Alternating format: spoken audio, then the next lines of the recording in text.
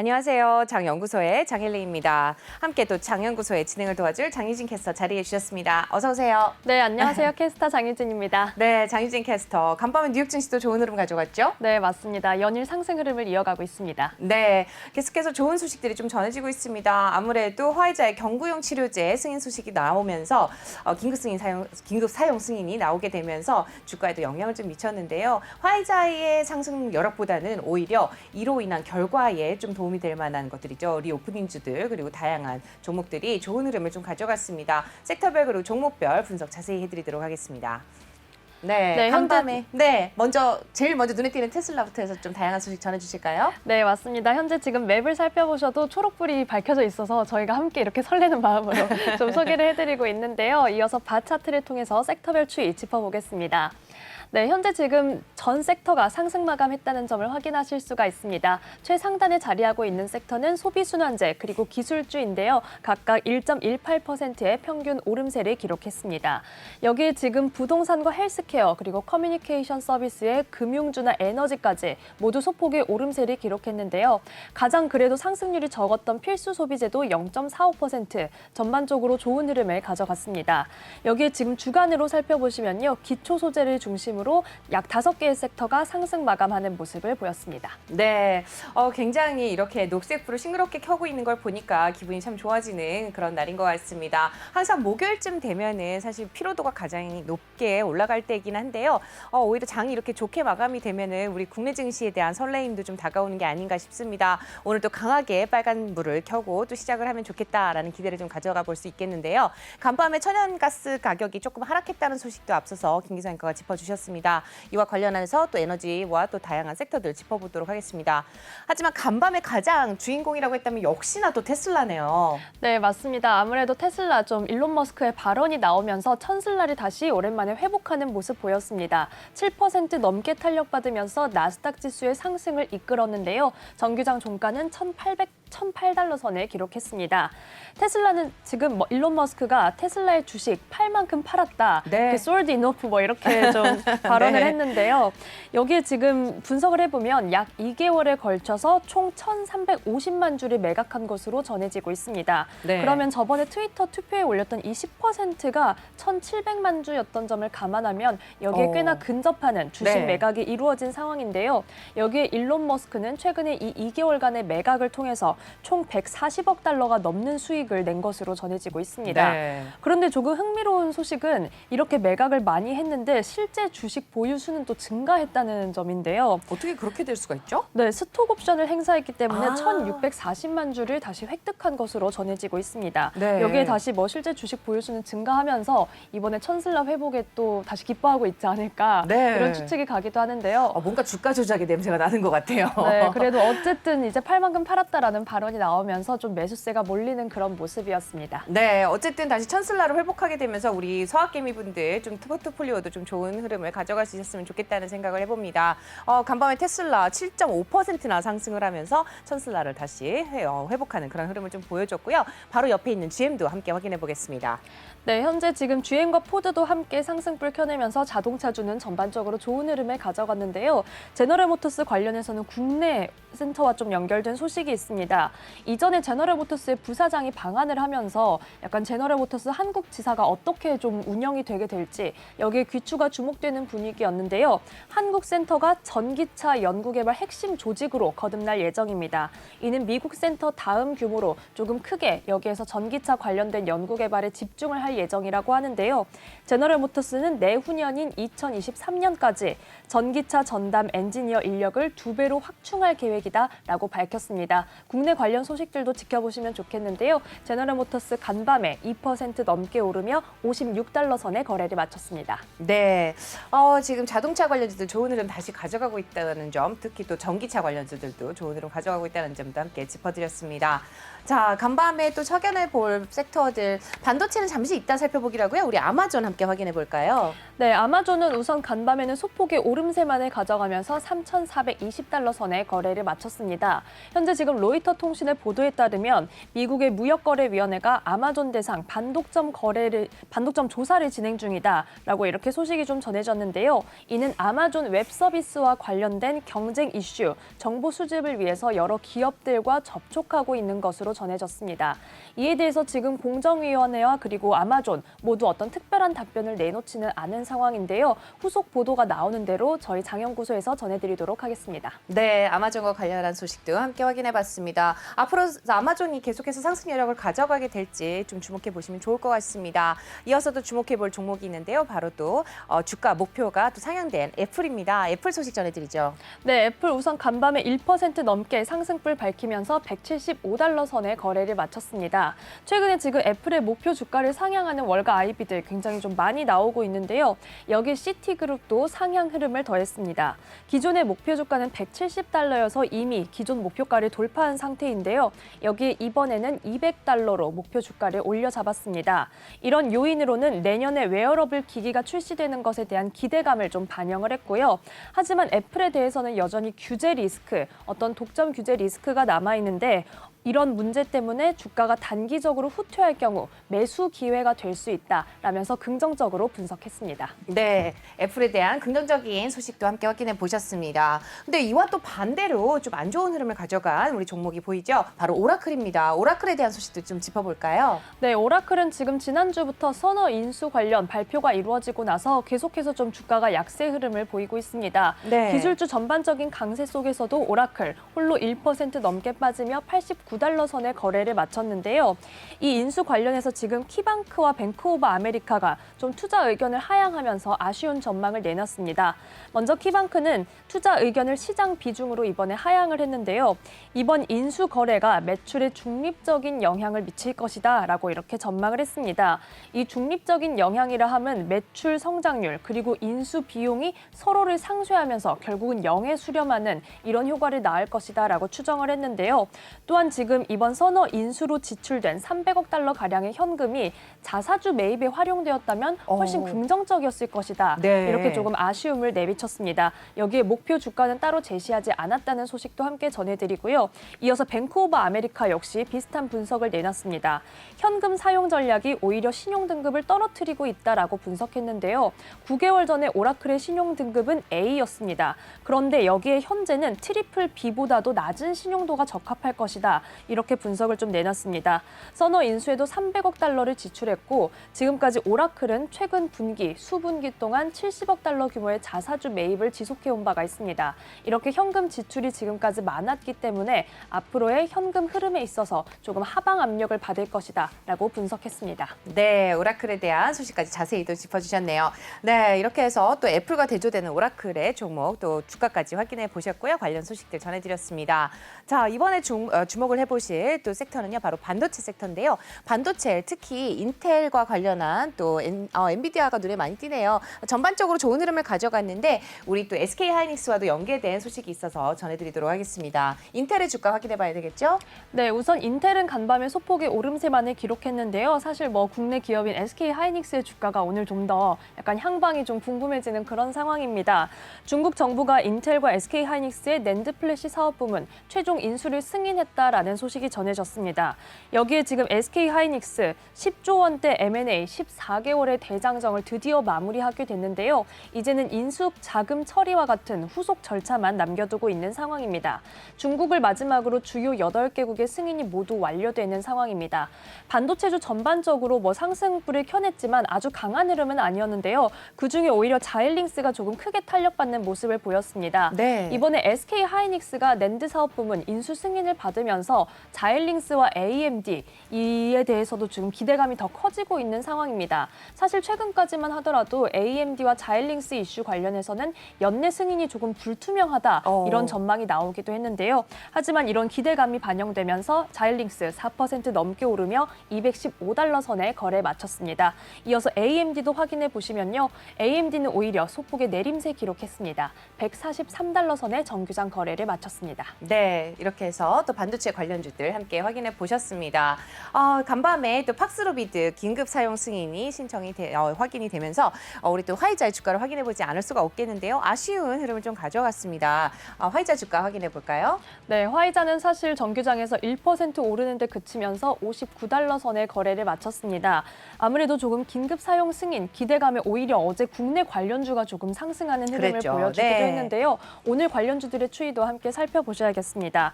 이 긴급 사용 승인을 앞두고 미국 정부에서는 팍스로비드 1,000만 명분의 구매 계약을 체결했다는 소식도 함께 전달해 드립니다. 네, 이와 또 반대로 머크 같은 경우는 정말 안타까운 소식이 좀 전해졌습니다. 물론 소폭 상승을 하기는 했지만 좀 부작용이 좀 크다라는 그런 소식들도 있었죠. 네, 앞서 김기성 앵커께서 자세히 짚어주셨는데요.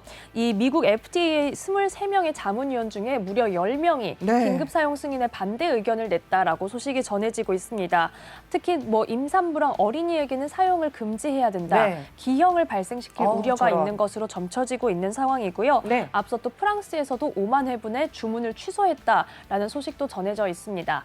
머크는 간밤에 정규장에서는 소폭의 오름세를 기록했지만 애프터마켓에서는 해당 상승폭을 반납하고 있습니다. 네, 이렇게 되면 우리 모더나의 주가도 좀 확인을 해봐야 될 것 같아요. 모더나 함께 보시겠습니다. 네, 모더나 너무 아쉬운 흐름 가져갔네요. 맞습니다. 6% 넘게 빠지면서 251달러 선에 거래를 마쳤는데요. 아무래도 지금 경구용 치료제에 대한 기대감이 다시 한번 올라오면서 백신만을 다루고 있는 모더나가 조금 타격 입는 모습을 보였습니다. 여기 지금 저희 노바백스의 주가도 함께 확인을 해보겠습니다. 네, 노바백스 보시죠. 네, 노바백스는 사실 최근에 유럽에서 사용 승인을 받았는데요. 그렇죠. 하지만 경구용 치료제 소식이 전해지면서 정규장에서는 4% 넘게 내림세를 기록했습니다. 그런데 노바백스에 대해서 독일의 보건장관이 오미크론 변이 바이러스 때문에 4차 접종까지도 필요하다라고 하면서 다시 한번 조금 백신의 필요성에 네. 힘을 보태는 그런 발언을 하기도 했는데요. 여기에 노바백스 백신 4천만 회분을 주문했다는 소식도 함께 전해지면서 시간외 거래에서는 다시 낙폭을 일부 상쇄하고 있습니다. 네, 다시 2% 넘게 다시 올라가는 흐름 보여주고 있네요. 이러다 보면 백신 5차까지 나오는 거 아닌가 모르겠습니다. 계속해서 또 백신 관련 소식들도 함께 전해드리도록 하고요. 지금 화이자가 좋은 흐름을 가져가기보다는 오히려 상대적으로 다른 백신 관련주들이 안 좋은 흐름을 가져가는 그런 흐름을 좀 보여주는 특이한 흐름이었습니다. 네, 이렇게 해서 또 백신 관련주들, 헬스케어 관련주들 함께 바이오 섹터 확인해 보셨고요. 바로 이어서 오늘 또 실적 발표를 한 종목들이 있습니다. 실적 발표한 기업들 확인해 보시죠. 네, 먼저 카맥스 살펴보겠습니다. 미국의 대표적인 중고차 업체인데요. 네. 카맥스가 호실적을 발표했지만 오히려 주가가 크게 빠지면서 좀 매물이 출회하는 그런 모습을 보였습니다. 네. 6% 넘게 내리며 127달러 선에 거래를 마쳤는데요. 하지만 사실 중고차 관련해서는 최근에 좀 시장에서는 중고차 시장이 커지고 있다, 성장하고 있다, 공급망 문제 때문에 신차의 인도가 늦어지면서 계속해서 성장하고 있는 그런 추세였습니다. 여기에 지금 카맥스도 최근 분기에 사상 최고의 매출을 기록한 것으로 전해지고 있는데요. 매출이 85억 달러를 기록하면서 전년 동기 대비 약 65%가량 증가한 것으로 전해졌습니다. 여기에 최근 분기에만 중고차 41만 대를 넘게 판매했는데요. 이는 역시 전년 대비 30%가량 거의 증가하는 그런 수치를 보고해 왔습니다. 이렇게 지금 호실적을 보고했음에도 불구하고 카맥스의 주가 약세 흐름을 가져갔다는 점 유의하셔야겠습니다. 네, 좀 안타까운 흐름을 가져갔네요. 실적 발표가 좋게 나왔음에도 불구하고 이런 흐름을 보여주는 경우들이 간혹 있죠. 네, 바로 이어서 확인해 볼 종목은요. 페이첵스인데요. 우리 또 굉장히 또 좋은 실적을 기록을 했습니다. 네, 페이첵스는 다행히 호실적과 함께 주가로 네. 상승 흐름을 기록했습니다. 대표적인 인력 관리 업체인데요. 분기 이익이 3억 3,210만 달러를 기록했다라고 보고해왔습니다. 이는 작년에 2억 7천만 달러 수준보다 훨씬 증가한 수치인 것으로 전해지고 있고요. 여기에 지금 주당 순이익 EPS가 91센트라고 보고해왔는데 시장에서는 80센트 선을 예상했기 때문에 이 시장의 예상치를 뛰어넘는 호실적을 보고해왔습니다. 여기에 네. 페이첵스는 주가 5% 넘게 오르면서 133달러 선에 거래를 마쳤습니다. 네, 카맥스와는 좀 상반되는 흐름을 가져간 또 우리 페이첵스까지 확인을 좀 해보셨습니다. 바로 이어서 커뮤니케이션 섹터로 좀 넘어가 볼 텐데요. 우리 또 디즈니와 또 메타 플랫폼스, 페이스북에 대한 주가도 확인해 보겠습니다. 페이스북 간밤에 1%대 하락세 보였네요. 네, 지금 빅테크 전반적으로 아마존도 소폭의 상승불이긴 했지만 오름세를 기록하면서 모두 나스닥 지수의 상승을 견인했는데 페이스북이 홀로 1%대 내림세를 기록했습니다. 이 페이스북 메타 플랫폼스에 대해서 루프 캐피탈은 자본 투자 소요가 크다, 좀 비용이 네. 많이 나가고 있다라고 이렇게 분석을 했습니다. 하지만 그래도 현재의 밸류에이션은 합리적이다라고 분석을 했는데요. 투자 의견은 매수를 유지했습니다. 하지만 기존에 제시했던 목표 주가 420달러에서 이번에는 목표 주가를 380달러로 하향하는 흐름을 보였습니다. 페이스북은 간밤에 1% 넘게 내리며 330달러 선에 정규장 거래를 마쳤습니다. 네, 이렇게 해서 페이스북까지 함께 확인해 보셨고요. 우리 또 여러분들 주목하고 계시는 디즈니 함께 확인해 보겠습니다. 우리 장유진 캐스터 되게 좋아하는 종목이잖아요.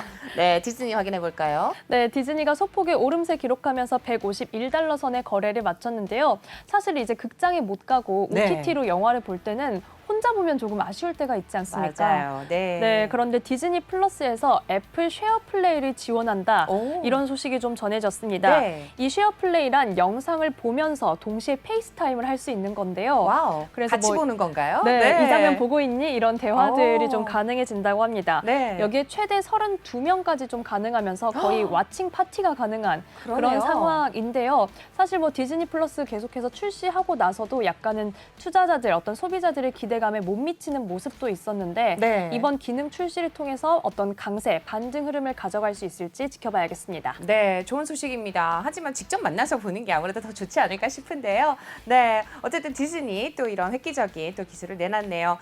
디즈니와 관련한 주가도 함께 확인해 보셨고요. 바로 이어서 통신주 확인해 보겠습니다. AT&T 대표적이죠? 네, AT&T가 지금 통신주 중에서도 가장 좋은 흐름을 가져갔는데요. 1% 넘게 오르면서 24달러 선에 거래를 마쳤습니다. AT&T는 지금까지 보유하고 있던 광고 회사 잔드르를 매각한다라는 소식이 전해졌는데요. 아무래도 지금 몸집을 조금 줄이면서 비용 관리에 집중하는 모습입니다. 이 잔드르의 새 주인은 마이크로소프트가 될 것으로 전해지고 있고요. 해당 소식이 전해지면서 AT&T는 주가에 탄력을 불어넣었습니다. 네, 이렇게 해서 통신주까지 확인 좀 해보셨습니다. 통신주의 대표주자 AT&T 좋은 흐름 가져갔고요.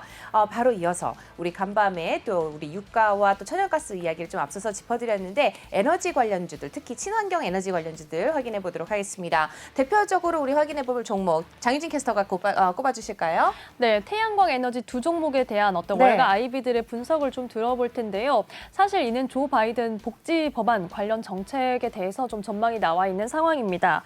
이 빌드백 베러 정책이 좌초 위기에 부딪혔다. 이런 그랬죠. 소식들이 나오면서 조 맨친 의원 관련된 이슈들도 전해드린 바가 있는데요. 이에 대해서 시티그룹은 이 정책 좌초 위기에 태양광 에너지와 친환경 에너지의 전망이 조금은 악화됐다라고 분석했습니다. 네. 하지만 전망이 너무너무 나빠졌다라기보다는 그전에는 정말 급성장을 기대했는데 그만큼은 미치지 못할 것이다. 이런 정도의 분석인데요. 업계의 성장세는 둔화가 예상되지만 그래도 솔라엣지가 여전히 해당 섹터에서는 토픽이다라고 이렇게 꼽았습니다. 솔라엣지의 주가 흐름 살펴보시면요. 간밤에는 1% 넘게 오르면서 284달러 선에 거래를 마쳤습니다. 투자 의견은 시티그룹은 매수를 유지를 했고요. 목표 주가는 기존에 435달러로 이렇게 제시를 했었습니다. 하지만 이번에는 385달러로 하향했다는 소식도 함께 전해드립니다. 네, 투자 의견은 그대로 매수를 유지를 했지만 목표 주가는 좀 하향을 했기 때문에 조금 고려를 해보셔야 될 것 같습니다. 솔라 엣지에 대한 확인을 좀 해보셨는데요. 그 다음은 엔페이스네요. 엔페이스 에너지도 확인해 보도록 하죠. 네, 역시 시티그룹이 같은 이유로 엔페이즈 에너지의 목표 주가도 하향을 했는데요. 기존에는 315달러로 제시했는데 이번에는 255달러로 하향을 했습니다. 하지만 투자 의견은 역시 매수를 유지했다는 점도 확인해 보시기 바라는데요.